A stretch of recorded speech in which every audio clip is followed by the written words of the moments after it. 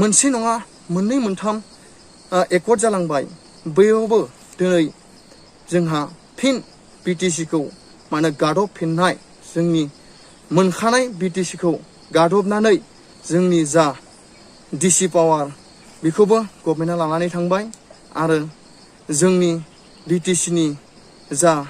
सिगां जोंनि बर' लाइमोनफ्रानो जा इमप्लय मोनोमोन बेफोरखौबो जों दिनै बिटिसिआव इमप्लय मोननो हानाया गोब्राबसै मानो होनोब्ला दिनैनि राजखान्थि दैदेनगिरि बिथांमोना जाय गभर्नमेन्टआव दङ बिथांमोना गावसोरनि लाबालाबनि थाखाय खामानि मावगासिनो दङ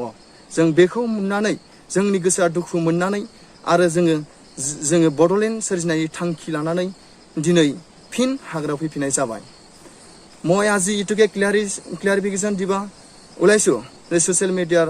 মাজতে আমি আকৌ একবাৰ জংঘললৈ ঘূৰি আহিব লগা হ'ল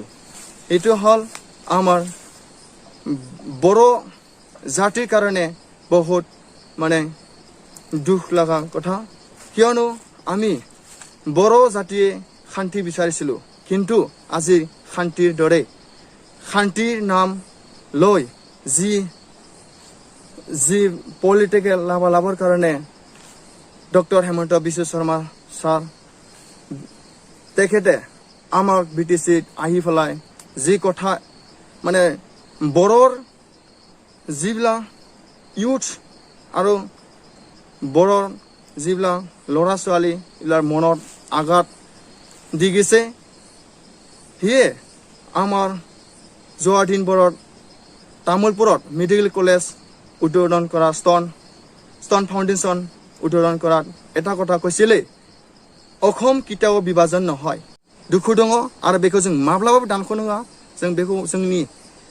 UILB आफादनि जानानै रोखायै बुंनाय जायोदि जोंनि बिटिसि मोनखानाय बिटिसिखौ जुदि दानख'यो अब्ला जोङो जोंनि आफादनिफ्राय रोखायै फिनजाथाय खालामनाय जागोन आरो जों माब्लाबाबो दानख'नो होआ आं बेखौनो जोंनि बिटिआर गभर्नमेन्ट आरो आसाम गभर्नमेन्टखौ खावलायो जोङो आसाम बिटिसिआव फैगौ अक्ट'बर मांखोनि सिगां सेप्तेम्बरनि लास्ट 30 सेप्तेम्बरावलागि जुदि रन्जन दैमारि सार आरो बिथांजों लोगोसे जिखिनि केडार बिथांमोना जोबथेसालियाव हाबनानै दङ बिथांमोनखौ जा गभर्नमेन्टआव दङ बिटिआर गभर्नमेन्टआव दङ बिथांमोना थाबैनो जुदि बिथांमोनखौ बहननायनि जुदि थांखि लायाब्ला बिथांमोनखौ जोङो बिटिसिनिफ्राय बिथांमोनखौ आउट खालामनाय जागोन आरो बिथांमोनखौ जों रोखायै फोरमायो जोंनि फैबाय थानाय अक्ट'बर माहायाव जों बिटिसिआव गासै जोंनि मोनफ्रोमबो जिल्लायाव जोङो बम ब्लास्ट खालामनाय जागोन आरो सरकाराव थानाय बिबानाव थानाय बिबानगिरि बिथांमोनखौ आं हुमखि होयो दानि सरकाराव सोलिबाय थानाय जोंनि सिएम बिथांखौबो आं गुरै खावलायो जों मोनसे हारिनि थाखाय गसंथानाय आफादखौ सनमान होनानै हारिखौ रैखाथि होनो ओंखारनाय दावहारु बिथांमोनखौ सनमान होनानै जेन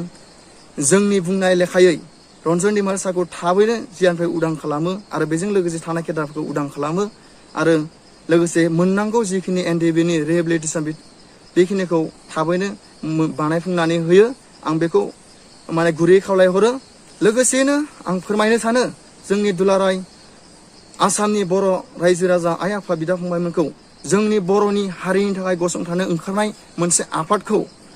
आफादफोरनि जा सोद्रोमाफोर बिथांमोना गावसोरनि लाबालाबनि थाखाय एरसन एब्रब खालामालासिनो जेन गोजोनै लाखियो सोरबा जुदि जोंनि बर' सुबुङानो जा सोरबा गुबुन जाथिनियानो जा जोंनि हारिनि थाखाय नांनो ओंखारनाय दावहारु बिथांमोनखौ जुदि सरकारनि एजेन्ट जानानै एरसन एब्रब खालामो बिथांमोनखौ जोङो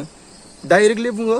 जों थोंगोथोङै बुंगोन बिथांखौ जों बे बुहुमनिफ्राय आनज्रायहोनाय जागोन आरो लोगोसेयैनो जोंनि मेम्बारफोरखौ जुदि सरकारनि मानसिया लांनानै सासे इनकाउन्टार खालामो अब्ला जोंनि सासे इनकाउन्टार खालामनायनि गेजेराव जोङो 20निबो बारा सरकारनि मानसिखौ जों इनकाउन्टार खालामगोन आरो बेखौनो आं रोखा फोरमायबाय जोंनि बिटिआर गभर्नमेन्टखौ आरो आसाम गभर्नमेन्टखौ बेखायनो आं दिनैनि समाव गोथार दिनैनि 15 सेप्तेम्बर 2021 इङाव जोंनि UILB आफादा जोनोम सान होनानै जों बेखौ इस्टाब्लिश खालामगोन बेजों लोगोसे जोंनि आफादनि मोनसे गोख्रों दैदेनगिरि हिसाबै जोंहा दङ सासे बिथाङा जादों फाउन्डार बे मोगथां बेजों लोगोसे दङ एसिस्टेन्टआव दङ जोंहा बि खौसेथि बेजों लोगोसे दङ जोंहा सनितपुर जिल्लानि डिस्ट्रिक्ट कमान्डार बि मोब्लाव आरो धेमाजि जिल्लानि दङ बि मोगथां कमान्डार आरो बेजों लोगोसे दङ चिरां जिल्लानि बि रैरुब आरो बेजों लोगोसे दङ बाक्सा जिल्लानि बि मैब्रुब आरो बेजों लोगोसे दङ जों क'क्राझार जिल्लानि बि सौख्रुब बेजों लोगोसे दङ धुबुरी जिल्लानि बि खांख्राय बेखिनिखौनो जोङो फोरमायथिनानै दिनै रोखायै फोरमायहरनाय जे दुलाराय आसाम आरो भारत हादरनि गेजेराव मोनसे गोदानै बर'नि हारिखौ रैखाथि होनो ओंखारनाय मोनसे गोदान आफाद जोनोम जाबाय होननानै जों दिनै रोखायै फोसावबाय जोंनि आफादनि मुङा जादों ULB united liberation for Bodoland बेखिनिखौनो बुंनानै आं जोंनि जा फोरमायहरनाय ससियेल मिडियानि गेजेरजों फोरमायहरनाय थांखि बेखौ एसेबां फोजोबबाय बेजों लोगोसे आं फोरमायो जेसेबां हायो जोंनि बे फोरमायहरनाय रादाबखौ गासैबो ससियेल मिडियायाव जेन शेयार खालामो आं बेखौनो बुंनानै आंनि बिबुंथिखौ एसेबां फोजोबबाय जय बर' हारिनि जय जय बर' हारिनि जय जय बर' हारिनि जय